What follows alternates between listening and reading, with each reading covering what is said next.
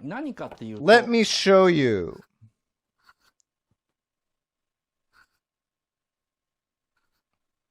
わかりにくいんですよ。 It's hard to tell. So, 丸をした位置に inside these circles, 蝶々が飛んで a るんです。 butterfly is flying こういうポーズ like this. はい。 Okay? で、この蝶 The 々がで only すね、 movement 全く in 動 this きがないところで 20-second ですね、 scene バーッと is this 自分だけで butterfly flying around in the 蝶 room. 々というのは何かっていうと、 Those who know classic Japanese literature should be familiar with a history book called Azuma Kagami that describes butterflies as a symbol of something mysterious or a monstrous being bewitching people. In Chinese literature, butterflies are used to express phantasms.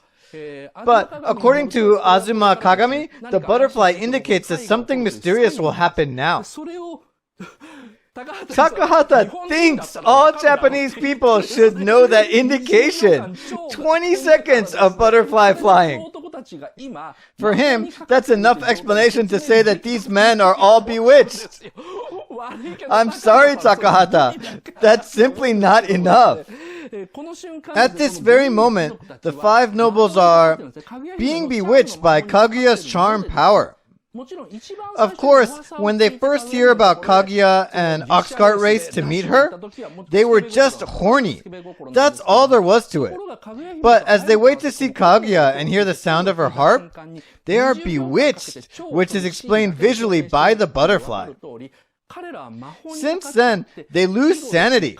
So when Kaguya gives all the impossible demands for 3 years, they show sincerity. One really goes on a long trip. One travels underwater. One risks his life to reach for a swallow's nest that is high up on a building.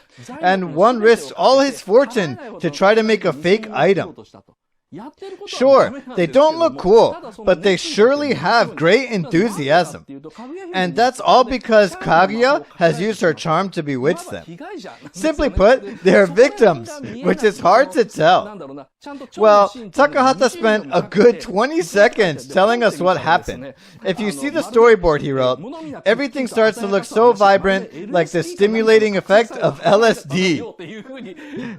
He actually stated it very clearly on the storyboard that it's some kind of hallucinogenic. But again, it's hard to tell. Some say the old man is also a scumbag because he ignores her hopes and pushes common happiness onto her. So he's like every other man.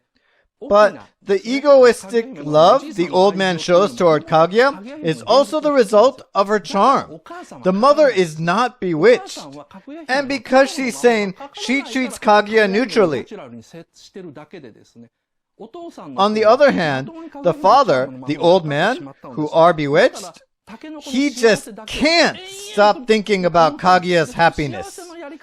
But how he expresses it depends on his childish ideas, like the five nobles. That's because their IQ is lower when they are bewitched by Kaguya's charm.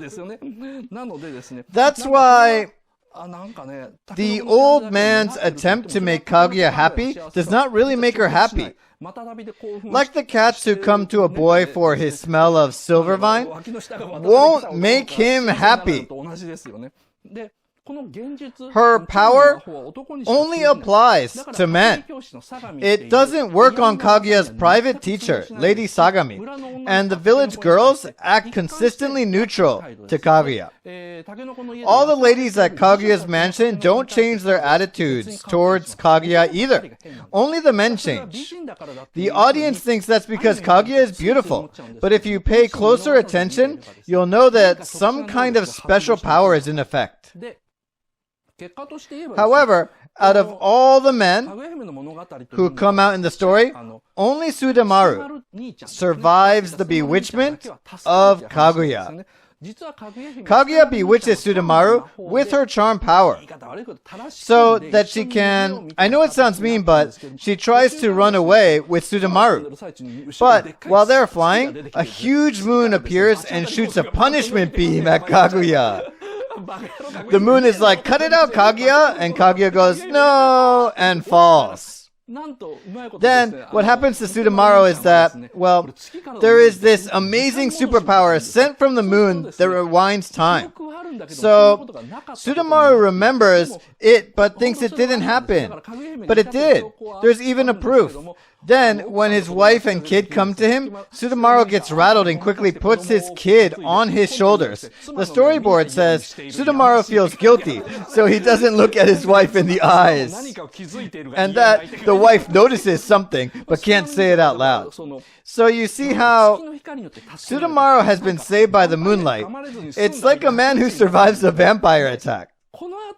There's an exciting dialectic between what is verbally told and what is visually shown. How Kaguya says, I want to live true to myself, or that's not my happiness, compared to what she actually does, are intricately interrelated, which is the key to understanding the movie.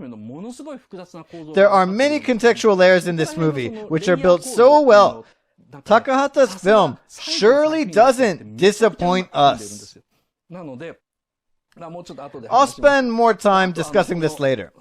The third power is that she has Herculean strength, and she runs like the wind. This is a famous running scene. It's animated too well. Kaguya hears the men at the banquet saying, "Let us see Kaguya, maybe she's ugly," and runs out of the mansion in rage. We kind of think this expresses the feeling of a cornered woman, but hold on. It's not really that. It's this scene. When the men go, okay, let's go take a look. Kaguya is enraged. After that, she goes, no. Then the scene suddenly becomes a wide shot. Kaguya was playing a shell-matching game. It's like the game Concentration. After she gets mad, she breaks the shell, which seems like a natural reaction. But if you see the storyboard, it says the shell is supposed to be too strong to break. It means that humans couldn't break it, but she can. So the right caption for this scene should be, "Are you talking about Kuririn?" Then she finally turns into Super Kaguya. After that, she takes off her kimono and leaves the room. But while she does that, she knocks down 2 sliding doors. You can easily miss those details. Then, she breaks a firmly locked door, so she's obviously beyond human. She uses her supernatural power and dashes into the mountain.